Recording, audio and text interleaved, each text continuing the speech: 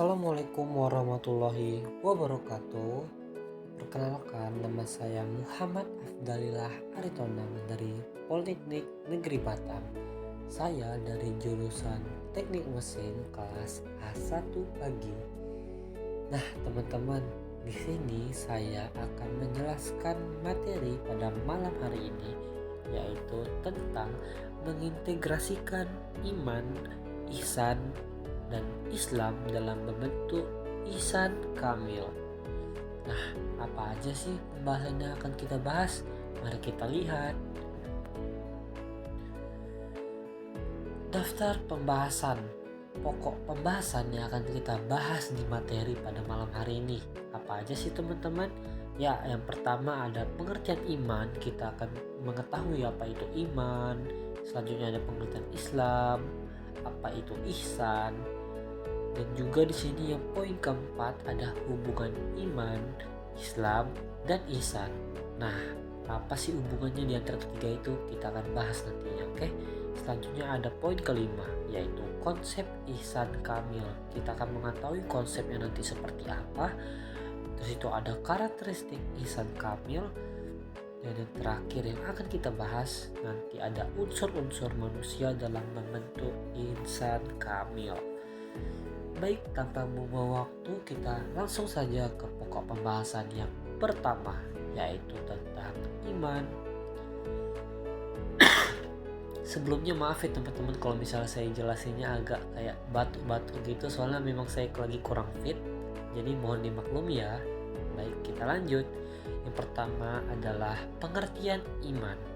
Apa itu iman? Nah, iman adalah percaya. Iman kepada Allah artinya mutlak mengakui adanya Allah yang telah mengutus utusan-utusannya. Maksudnya ini yaitu kita adalah percaya adanya Allah, mengakui adanya Allah yang telah mengutus utusan-utusannya. Dalam hal kepercayaan ini harus mengandung 3 unsur. Nah, yang pertama yaitu dinyatakan dengan lisan, kita maksudnya itu kita ngomong secara langsung. Yang kedua yaitu mengakui kebenaran di dalam hati. Kita percaya kebenaran Allah SWT itu ada dengan jati diri kita di dalam hati yang paling dalam. Nah, yang selanjutnya adalah yang terakhir dilaksanakan dengan perbuatan. Apa aja sih perbuatannya? Seperti kita sholat, mengaji, berpuasa Ramadan, berzakat, dan hal ibadah-ibadah lainnya. Dengan adanya itu kita percaya bahwa adanya Allah Subhanahu wa taala. Baik, kita lanjut ke poin yang kedua. Apa sih yang kedua itu? Ya, ada pengertian Islam. Nah, Islam berasal dari kata as-salamu, as-salmu, dan silmu, yang berarti menyerahkan diri, pasrah, tunduk, dan patuh. Nah, berkaitan dengan Islam sebagai agama, maka tidak dapat terlepas dari adanya unsur-unsur pembentukannya, yaitu benar berupa rukun Islam. Dimana kita tahu rukun Islam kita ada berapa? Ya benar, ada 5 ya teman-teman, jangan sampai lupa loh.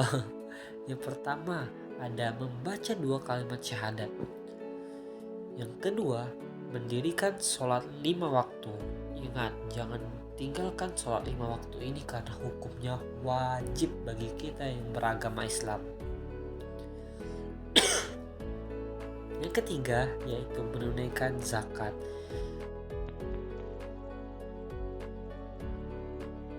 Adalah haji ke Baitullah jika mampu ya teman-teman.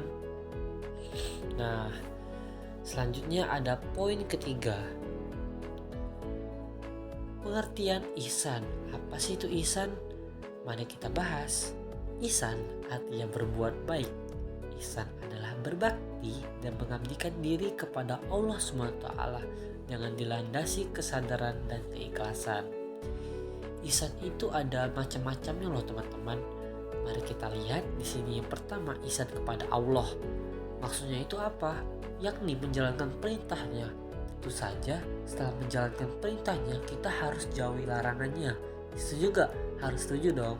Contohnya kita kita menjalankan perintahnya seperti sholat, ngaji, zakat, puasa, dan ibadah-ibadah lainnya, kita menjauhi larangan-larangannya seperti kita tidak sholat, kita tidak mengaji habis sholat, tidak berpuasa juga pas bulan Ramadan. Nah, kita jangan seperti itu ya teman-teman, rugi hukumnya. Selanjutnya ada ihsan terhadap diri sendiri, maksudnya mengerjakan sesuai yang mendatangkan kebaikan. Kita kayak melakukan hal-hal kebaikan di setiap harinya. Yang ketiga, ihsan terhadap sesama manusia, maksudnya itu ya benar, kita harus berbuat baik kepada sesama manusia, baik itu saudara, tetangga, kerabat, maupun seagama ataupun yang beda agama pun kita harus tetap berbuat baik tanpa membedakan agama tersebut. Setuju? Setuju. Oke, yang terakhir yaitu ihsan terhadap makhluk lain. Makhluk lain ini seperti ya benar hewan, lingkungan. Nah, di situ kita tidak membedakan makhluk lainnya ini. Kita harus ya contohnya di hewan lah, kita harus sayangi hewan itu, rawat, dan tidak kita kasari, tidak kita lakuin hal-hal yang merugikan lah buat hewan itu sendiri. Dan juga sama seperti lingkungan, kita memelihara lingkungan itu agar tetap bersih, sehat, dan lestari. Begitu ya teman-teman. Jadi jangan merusak hal-hal seperti itu. Baik, kita lanjut ke pokok pembahasan selanjutnya. Di sini adalah hubungan iman, ihsan, dan Islam. Apa sih hubungan di antara ketiga ini? Mari kita bahas. Hubungan iman, ihsan, Islam bagaikan segitiga sama sisi loh. Kenapa sih dibilang gitu? Karena hubungan antara sisi satu dengan sisi lainnya sangat erat. Benar kan, segitiga itu kan hubungan satu sisi itu sangat erat. Jadi orang yang takwa ibarat segitiga sama sisi, yang sisi-sisinya itu adalah iman, Islam, dan ihsan. Segitiga tersebut tidak akan berbentuk jika segitiga sisinya tidak saling mengait. Jadi segitiga itu tidak yang dimaksud ini, segitiga itu tidak akan terjadi kalau misalnya iman, Islam, ihsan itu sendiri tidak terkait, tidak saling mengait. Begitu teman-teman. Maaf. Baik, kita lanjut ke pokok pembahasan selanjutnya. Apa sih yang akan kita bahas selanjutnya? Nah, di sini adalah konsep insan kamil. Apa sih konsep insan kamil? Seperti apa konsepnya ya? Mari kita bahas. Di sini istilah insan kamil atau manusia sempurna pertama kali diperkenalkan oleh Syekh Ibnu Arabi, tepatnya pada abad ke-14. Ia menyebutkan ada dua jenis manusia, yakni insan kamil dan monster setengah manusia. Jadi, menurut Ibnu Arabi ini, jika tidak menjadi insan kamil, maka manusia itu menjadi monster setengah manusia. Maksudnya itu bukan berarti monster yang seperti kita kira ya teman-teman. Kita ambil aja seperti sifat monster yang sifat egois, pemarah, pokoknya hal sifat-sifat yang negatif lah buat manusia itu sendiri. Nah, insan kamil adalah manusia yang telah menanggalkan atau melepaskan sifat kemonsterannya itu. Nah, maksudnya itu sifat dari yang dimiliki oleh monster itu. Konsekuensinya, di luar kedua jenis manusia ini ada manusia yang sedang berproses meninggalkan sifat kemonsterannya dalam membentuk insan kamil. Nah, dia ingin membentuk insan kamil dengan cara meninggalkan sifat kemonsterannya itu. Begitu ya teman-teman maksudnya. Selain Ibnu Arabi, sekurangnya ada dua syekh yang menyusun konsep insan kamil. Apa aja sih? Ya, ada Syekh Al-Jili dan Syekh Fardullah. Nah, ini fotonya ya teman-teman. Sebelah kiri kita ada foto Syekh Al-Jili dan Syekh Fardullah.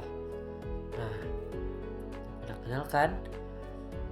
Oke, kita lanjut ke pokok pembahasan selanjutnya. Di sini ada karakteristik ihsan kamil. Karakteristik seperti ciri-ciri ihsan kamil. Ihsan kamil bukanlah manusia pada umumnya. Ibnu Arabi menyebutkan ada dua jenis manusia, yaitu insan kamil dan monster bertubuh manusia. Maksudnya, jika tidak menjadi insan kamil, maka manusia akan menjadi monster bertubuh manusia. Nah, maksudnya ini sudah saya jelaskan tadi teman-teman. Kita bukan mengartikan tanda kutip monster ini seperti monster yang kita kira ya. Kita ambil dari sifat monster itunya. Nah, seperti dia egois, keras kepala, dan hal sifat-sifat buruk lainnya yang seperti monster yang kita kira. Ya, seperti itu. Lanjut, kita bahas ke pokok pembahasan selanjutnya. Ada unsur-unsur manusia dalam membentuk insan kamil.